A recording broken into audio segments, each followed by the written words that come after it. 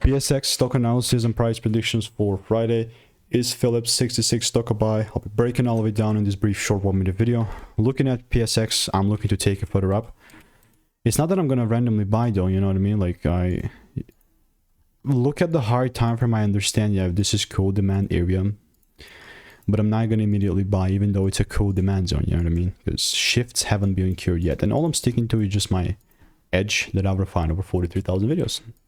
It's all documented on my YouTube channel. I mean, for me to quite really be bullish, I must see a full candle close above this top.